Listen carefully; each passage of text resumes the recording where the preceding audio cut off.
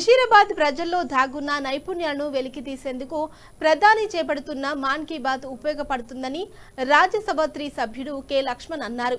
Musheerabad division MCh సామాజిక భవనంలో మందకృష్ణ మాదిగతో కలిసి మాన్ కీ బాత్ కార్యక్రమాన్ని వీక్షించి మాట్లాడారు. మాజీ కార్పొరేటర్ సుప్రియ గౌడ్, నాయకులు భరత్ గౌడ్, పూసరాజు, నవీన్ గౌడ్, రమేష్, జమలూరి నంద్ ఈ కార్యక్రమంలో పాల్గొన్నారు.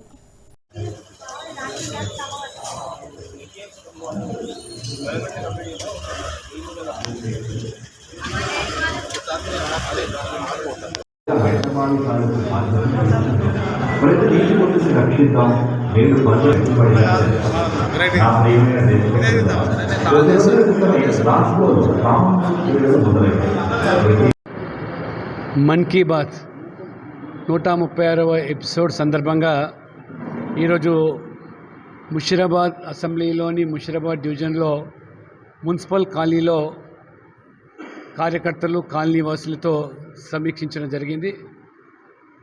జరిగింది.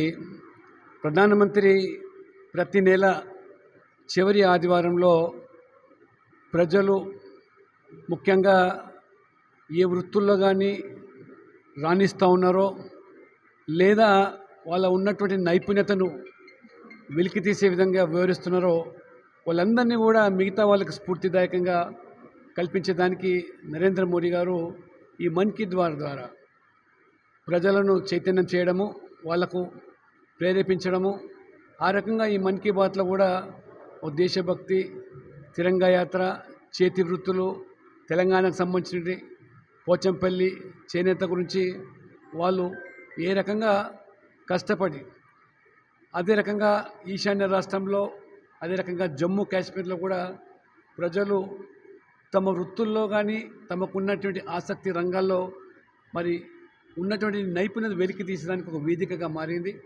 ముఖ్యంగా యువత నరేంద్ర మోడీ గారు ఆ ఛాయ్కు ఉన్నటువంటి మహత్తరం కూడా వారు ఇందులో వెలిబుచ్చారు. కాబట్టి ఎవరైతే ప్రధానమంత్రితో నేరుగా కలిసే అవకాశం లేని వాళ్ళందరూ కూడా ఇది ఒక వేదికగా మారుతూ ఉన్నది. వాళ్ళ నైపుణ్యత వెలికి తీసడానికి ఇది దోహదపడుతుంది.